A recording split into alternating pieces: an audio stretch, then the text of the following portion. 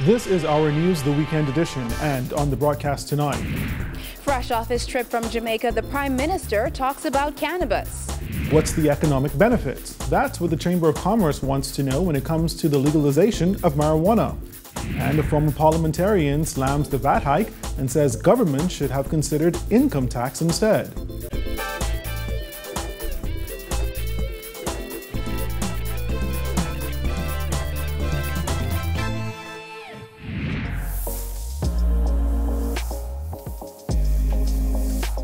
Our news is brought to you by Alive.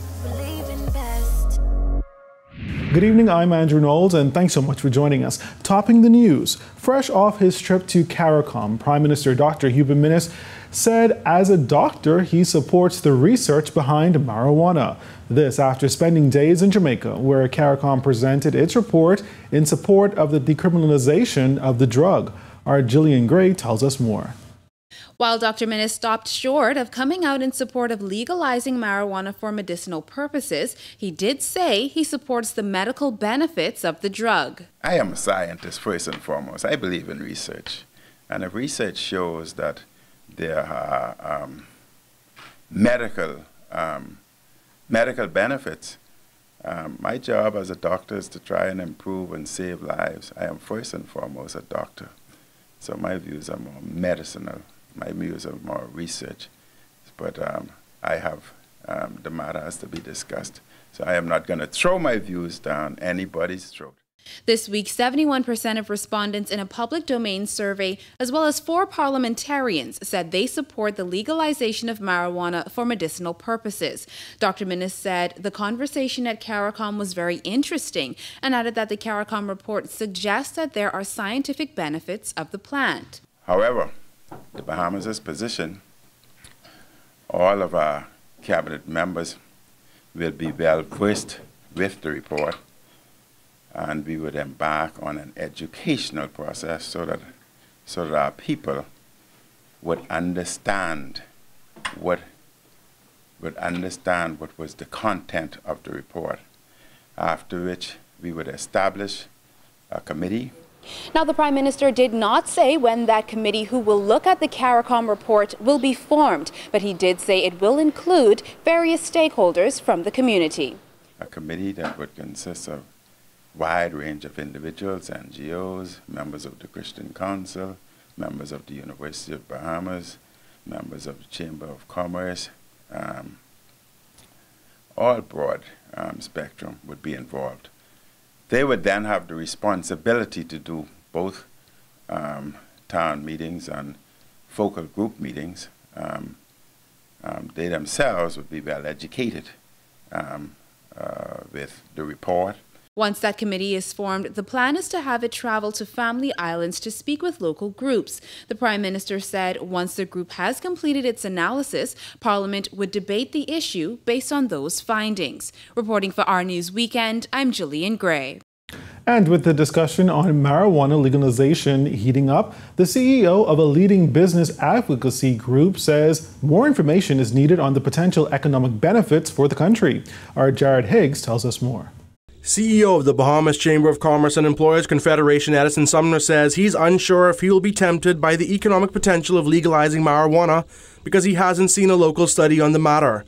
While reiterating that the Chamber doesn't have a position on the matter, he pointed to U.S. states such as Colorado, which have done $5 billion of tax marijuana sales in their state since 2014.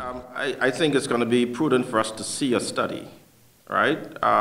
Referring to other states, which are states that are larger than our entire country, to use that as a comparison, I think it's a bit lopsided for us, right? I think it's going to be important for us to see a real economic impact study of this, but apart from the economy side of it, we must always be concerned about the social implications of it as well. With 71% of Bahamians in a recent poll stating that they support medical marijuana legalization and CARICOM recommending an end to the drugs prohibition, the conversation has heated up on the home front. Sumner says that conversation needs to involve any potential negative impact. Because like anything else, once you start pushing a certain product, then others are going to get involved. There becomes this issue of age limits of who can use the product. There are some persons I know in the country who are pushing now to have it decriminalized and to Say if you're using for personal use socially, then it shouldn't be an issue as long as you can contain it within a certain quantity. And it opens the door to a whole dynamic discussion on marijuana use generally, whether it's for medicine or otherwise. Right? Sumner says ultimately a conscious approach should be taken. I'm suggesting that we've got to be very deliberate in our research on this. We've got to be very careful about how we push this and what it is that we're actually pushing to be sure that, if on the one hand, if we say it's for medicine, then that's one thing, because most medicines have some level of what they call drugs included in it, right? If you read some of these labels, alcohol is included in many of the medicines that we take currently. But we've just got to be careful of what we see as being the impact or the benefits from a medicinal perspective, as opposed to what's happening on the social side of the use of this drug. Reporting for Our News, I'm Jared Higgs. In other news this evening, police investigating a shooting incident that's left one man dead. Not much information to go on other than the incident occurred around 3 p.m. on Homestead Street. We understand the victim was transported to hospital where he was pronounced dead. This is the 56th murder for the year, according to Our News records. Well, following last week's cabinet reshuffle, the Prime Minister is defending that decision to move those 4 cabinet ministers. Prime Minister Minnis said just as he was not given a book to read before becoming Prime Minister, none of those ministers have any pre-training. Therefore, the shuffle will not hinder those ministries. There's no so-called pre-training before you engage in a post. You learn and you become very good. I was not pre-trained or attend any courses to become Prime Minister. Jeff Lloyd did not attend any courses or was pre-trained to become Minister of Education, nor was in field. You go in, you read, you understand, and in many instances you become better than who was there. Sometimes you're not. What background I had before I became a Prime Minister? Well, it's the same thing. What background, what training? Give me the book to read. I haven't seen it yet. Ingram didn't leave it, Pinland didn't leave it, nor did Christie. Agriculture Minister Renwood Wells will now be head of Transport and Local Government. Frankie Campbell moves from Transport to Social Services. Michael Pintard will now become the new Minister of Agriculture, and Lanisha Roll now heads to Youth, Sports and Culture. Dr. Minnis said regardless of where ministers are placed, it is Cabinet that makes the big decisions. You must remember, there's a Cabinet team. There's a team. So even though an individual is Minister or Prime Minister, things are discussed. They are discussed where decisions are made. So no. Last week, opposition leader Philip Davis called the reshuffle, quote, nothing more than shuffling a bad deck of cards. Meantime, former parliamentarian Alfred says value-added tax is a regressive form of taxation. Sayers said consumer taxes disproportionately impact the poor and middle class and proposed that instead of VAT, a form of income tax should have been introduced. Our Julian Gray gives us more details.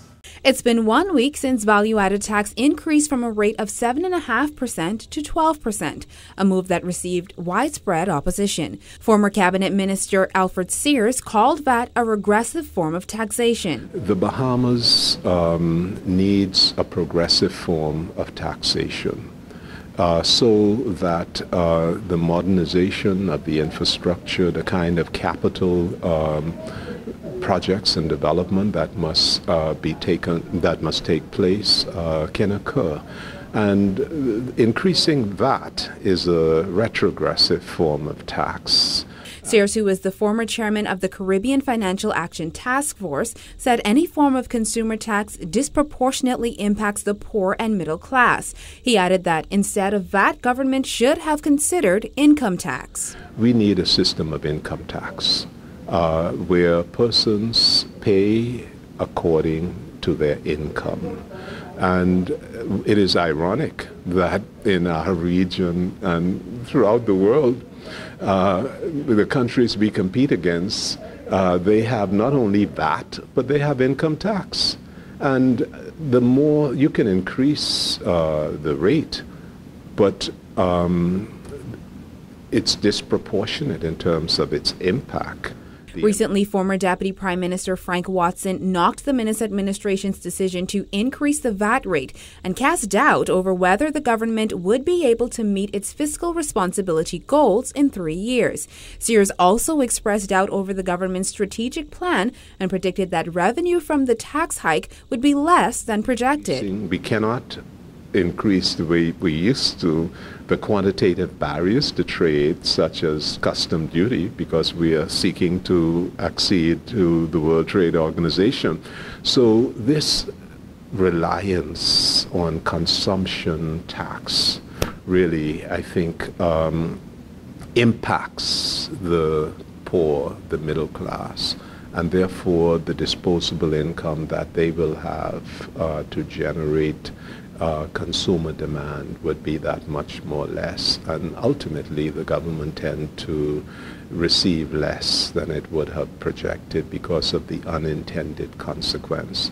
Along with the VAT hike, the Minnis administration increased gaming fees and implemented a $5 stamp tax on gaming. Sears knocked the stamp tax, stating that it is not done in other jurisdictions, as there is a possibility the tax could drive gamers underground. Any adjustment, especially a radical adjustment, the responsible thing is to precede it with a study, to bring in the experts, have them review what is proposed, and in light of best practices internationally, then you choose your public policy option in an informed, responsible manner. It certainly is my view that that was not done here. Reporting for Our News Weekend, I'm Jillian Gray. All right, thanks a lot, Jillian. And we will take our first break here. But still ahead tonight, the health minister gets support from the Christian Council on plans to provide free contraceptives for students. That story and more when Our News returns.